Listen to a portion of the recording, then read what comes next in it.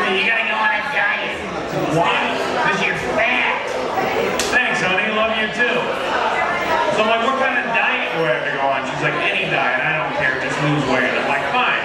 So I'm on the Jack Daniels diet, which is great. This is how it works, okay? Glass of Jack Daniels for breakfast, glass of Jack Daniels for lunch, sensible dinner. I've already lost like 5 days. It's fucking great. I'm glad I met my wife though, because before I met her, she owns a house. You know, it's great. I was like, oh, I'm all hooked up. She owns a house. Until you have to start taking care of the fucking things, right? Going to Home Depot every weekend, bringing back mulch and shit like that. She's like, isn't home fun? I'm like, bitch, I don't own shit. What are you trying to get me to do here? Before I lived with her, though, I lived in an efficiency. And I didn't know this until I moved into an efficiency. But efficiency is French for shoebox. Which is great. I can actually shit and cook eggs at the same time. A lot of people can't do that. And the funny thing is, the name of the place was called, you probably heard of this, Home Like Apartments. You know what I'm talking about over in West Springfield? Not like home, home like. If it was anything like home, my alcoholic father would be sitting outside the front door telling me what an asshole I am all day. What's the matter with you? Why can't you do anything right? Why can't you be more like your brother, Donnie? Well, because Dad, Donnie has Down syndrome, okay? If it makes you feel any better though, I'll ride the short bus to work for you in the morning. That's a little degrading though, isn't it, the short bus? You really need to remind these people that they come up a little bit short in life. I was reading an article once that said people's personalities reflect the vehicles they ride around in. So, you know, big guys drive big trucks, small people drive small little cars, and apparently people who are mentally retarded drive around in a fucked up version of the actual bus. But if you really want to be politically correct about it, wouldn't the bus have like an extra wheel? Or a misplaced headlight? Or maybe even a horn that goes.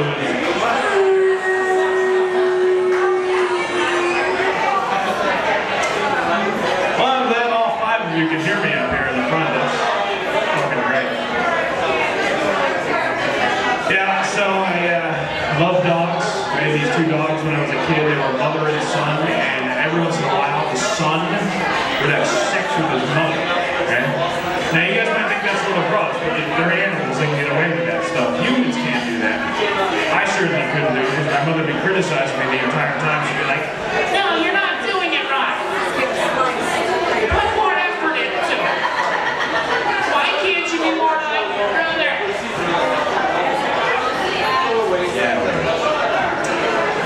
My mom was good to me though. She tried to raise me well. She wanted me to be an altar boy, but I just didn't believe in giving oral sex to men. Only receiving it, so I joined the Boy Scouts instead. Got the high award of Spread Eagle Scout.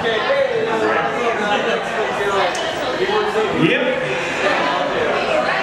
I'm glad to be opening here at the Blues Bar. I'll be performing at the Pride on Route 5 on Riverdale Street next Tuesday night, if you guys want to see it.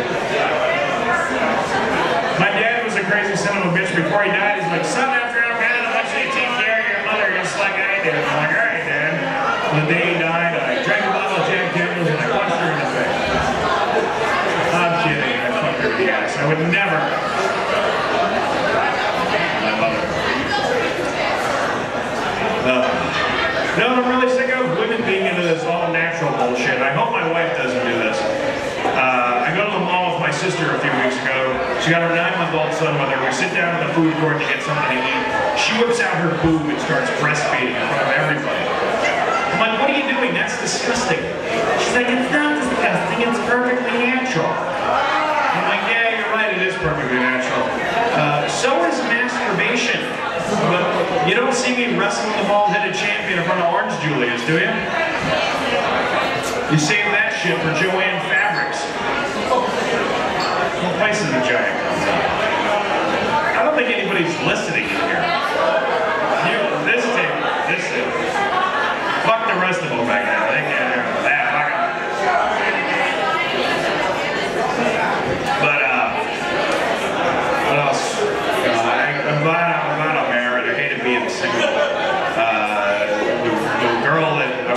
serious relationship before I met my wife. She really broke my heart. She just threw me to the curb. And I really love that girl, and I wanted to tell her how I feel, but the restraining order just wasn't going to let it happen. So I did what any man would want to do. I wanted to do something romantic. Well, you like things that are romantic, right? Yeah, so I thought of the most romantic thing in the world. That was that movie Say Anything with John Cusack, where he goes over to the girl's house and he holds a boombox. And you know what I'm talking about, right? Holds a boombox up in the air, puts Peter Gabriel's in your eyes. I did the same thing, except I played the police every breath you take.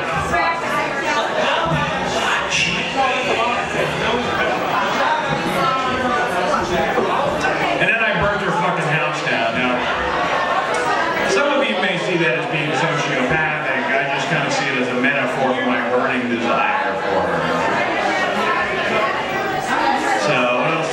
What's going on here, you guys? Gonna get drunk, watch some music? Night before Thanksgiving? This is like the wild night, right? They probably got one of them fucking sobriety. Don't go to Columbus Avenue. That's probably where they got the sobriety checkpoint set up. Motherfuckers. Then they give you a ticket for no seatbelt.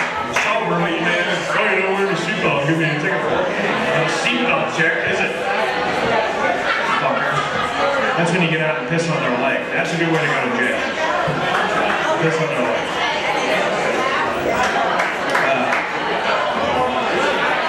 Is anybody paying attention? Yeah? All right? Everything okay with you over there? You want a beer? You want another one? I was going to say, they're about $3 a piece if you go in from the bar. So, yes, I'm in radio. I work at a rock station now, which is cool. Before that, I'm really glad I work at a rock station. Before that, I worked at a love song station. Yeah, me. I worked at a love song station. And you might have heard of this show I used to do. It's called New England Love Songs. Have you ever heard of this show? Yeah. It's kind of like Delilah. Huh? Yeah, you had sex to me, my voice. You probably did. But no, it's kind of like Delilah, you know, that lady that she does the syndicated shows, Delilah. Right? But the problem with Delilah is she has like a producer to weed out all bad phone calls. If you're at some shithole radio station in Springfield, you gotta do all that shit by yourself, right? So these people would call up, and prisoners in the jail would call up and dedicate songs to their girlfriends on the outside. And they would do it in that collect call thing, so like, you have a collect call from Mr. Cheetah for Tom, and they've made up the Hampton County House of Corrections.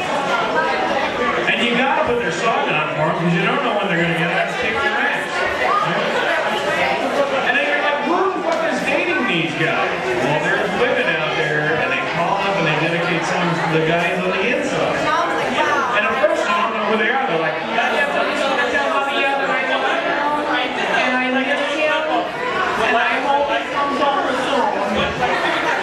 and I'm like, and you feel bad, you're like, what is he, in Iraq or something? No, he's in prison.